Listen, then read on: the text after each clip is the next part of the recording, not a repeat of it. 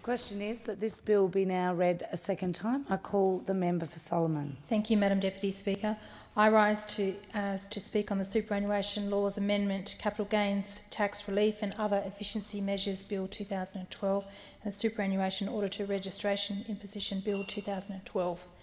Deputy Speaker, along with the rest of the Coalition, I'm an avid advocate for reducing the burden of government on Australians.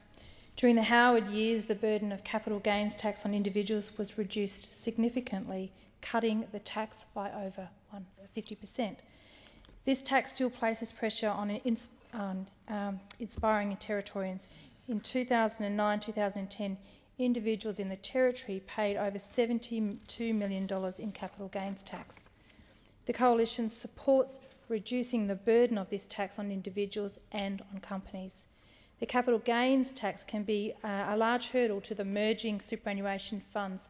This can restrict mergers between funds even when in the long run it could be of benefit to members. Typically, we see funds merge that will either be capital gains or losses in the transfer of assets. The merged fund is generally discontinued once the assets are transferred, and at this point, any previous revenue and capital losses are forgone. This can be of disadvantage to the fund as capital losses can be used as offsets for present and future capital gains tax liabilities, and revenue losses can be used as offsets against income of the current year. Deputy Speaker, I support Schedule 1 as it will allow for the rollover of both revenue and capital losses. However, this is only relief legislation for superannuation funds during the prevailing economic times. This bill will cover all mergers that occur on or after the 1st of October 2011 to the 2nd of July 2017. This relief legislation only brings further uncertainty to businesses and to the individuals. No one is sure what will happen after the 2nd of July 2017. Schedule 2, Madam Deputy Speaker, just places higher burden on my constituents and those of other aspiring Australians. Self-funded retirees are some of the hardest hit by the Gillard Labor government's carbon tax, with increasing grocery costs, electricity and petrol costs. The residents of Darwin and Palmerston already face huge costs of high living pressure, and by introducing the new registration regimes for auditors of self-managed superannuation funds, self-funded retirees will have to deal with more red tape. This bill, Deputy Speaker, will allow the Australian Securities and Investment Commission to become the registration body of the auditors of self-managed superannuation funds.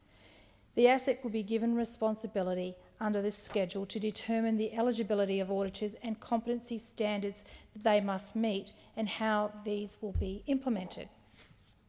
Like my colleagues raised before, we have concerns about this bill, which will give auditors very little time to meet the new industry standards.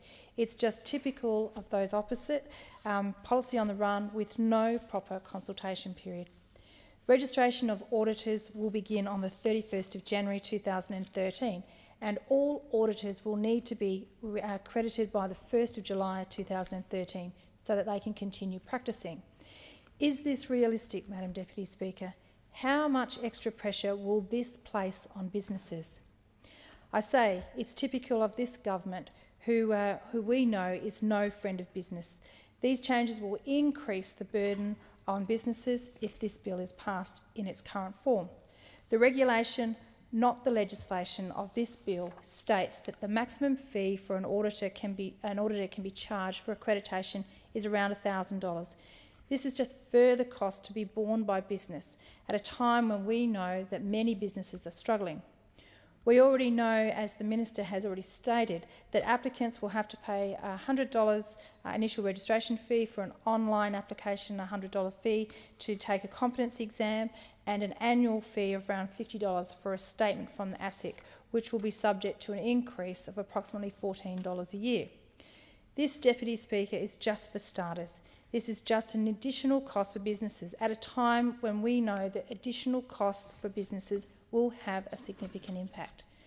We understand that the fees of this new scheme are expected to collect around $1 million. over a 5-year period, say from 2011 to 2012, 2011-12 to 2015-16. While at the same time, the implementation costs of this are expected to be around $29.7 million. So that's $28 million that is a gap there. So I asked, Madam Deputy Speaker, where is this money coming from? Just last week, we saw the Treasurer handing down a MyEFO built on uncertainty and instability. We see this government spending and promising money everywhere, but I ask you, where's this money coming from?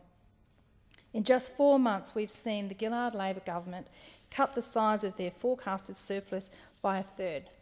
Madam Deputy Speaker, will we ever see a surplus from Labor? We know that Labor has a terrible track record. Just ask my colleague, the member for Longman, who has never seen a Labor surplus in his lifetime. This Labor government also implemented a mining tax that's raised absolutely nothing in its first 3 months of existence. Maybe it never will. Now, I don't know about you, Deputy Speaker, but I've never heard of a tax that doesn't raise any money. But in typical Labor fashion, the mining tax is just another example of economic mismanagement at its worst. We see them spending recklessly. They just don't money that they just don't have. Net interest repayments for this financial year are currently at around $20 million per day. Yes, Madam Deputy Speaker, $20 million per day. And that only covers the costed programs. We know that the Gillard Labor government has a $120 billion black hole of unfunded promises, $10.5 billion a year for the National Disability Insurance Scheme, once fully operational from 2018 to 19. The Gonski Review, $6.5 billion a year, $1.4 billion of an increased refugee take to 20,000 over the forward estimates. With so many unfunded promises, how can they afford to implement the Auditor registration regime as well? This is not the government's money that they are spending, Deputy Speaker, but that of aspirational Australians. As a timely reminder to those opposite, I wish to quote the great Margaret Thatcher, an incredible woman who understood how important it was to reduce the burden government placed on the lives of individuals and businesses. Baroness Thatcher once said, "There is no such thing as public money. There is only taxpayers' money." Deputy Speaker, I could not have said it better myself. Those opposite are spending taxpayers' money at unprecedented levels. You may be surprised to know, Deputy Speaker, that the spending of the Gillard Labor government is $90 billion more a year than the last year of the Howard government. Governments must live within its means. The government is putting everything on a giant credit card, and we all know Labor can't be trusted with credit cards. If the Treasurer wants advice on how to balance budgets, he needs to look no further than my electorate. Families in Darwin and Palmerston are masters of budget balancing. They have to be. The people of Solomon understand what it means to balance a budget. Struggling to manage a budget is part of their everyday lives. Balancing school fees, mortgage repayments, grocery bills, electricity bills, rates and phone bills, and these costs only further compounded by the Gillard Labor government's carbon tax on everything. Deputy Speaker, in the 2011-12 financial year, Darwin experienced the largest housing price increase in the country, averaging 12.3%. Darwin and Palmerston have the third highest median house prices in Australia after Sydney and Melbourne, and the highest median weekly rent costs for a 3-bedroom home of $542 a week compared to the next closest city, Canberra, with a median price of $448 per week. This is absolutely outrageous, Madam Deputy Speaker, but this is indicative of Territory Labor government, recently voted out after failing Territorians for 11 years. Territorians had enough and voted them out. So now, Deputy Speaker, if the people of Darwin and Palmerston are so capable of managing a budget, why isn't the Treasurer? I'll go back to the bill, Madam Deputy Speaker.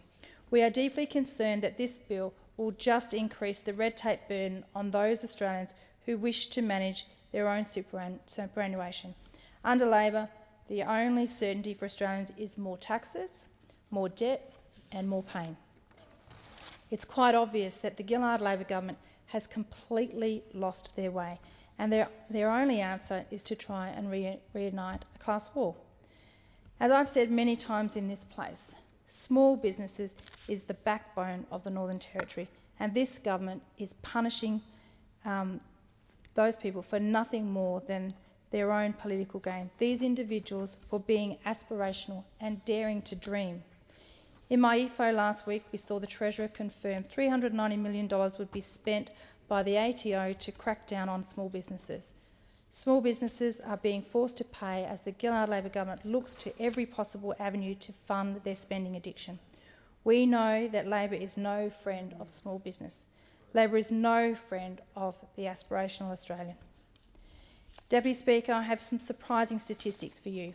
Since Labor came to office in 2007, we've seen 18,089 new regulations introduced. That's 11 regulations a day, and only 86 have been repealed. This is a far cry from the election promise made in 2007 of one in, one out, where new regulations would only be brought in if they were matched by one that was repealed. So someone can't count because, from my accounting, there's about 18,000 regulations, extra regulations that need to be repealed. So it's no wonder red tape is strangling individuals and business. The Gillard Labor government is built around policy on the run. There is a complete lack of understanding and appreciation for small business. I ask you, Deputy Speaker, how many of the Cabinet Ministers have run a business? I suspect the number's very low, if any at all. This is in strong contrast to the Coalition, Deputy Speaker. We understand small business. We are the party of small business, and we know that small business is the engine room of economic growth in Australia. We have a plan, Deputy Speaker. Under an Abbott-led government, the Coalition will cut $1 billion worth of red tape. The Coalition has never supported unnecessary red tape. The Coalition does not support unnecessary red tape, and along with my colleagues, I support the choice of Australians to choose whether they save for their own retirement or not. We will be putting forward an amendment to this bill as we are opposed to the red tape inherent in the new audit regime for self-managed super funds. Thank you, Madam Deputy Speaker.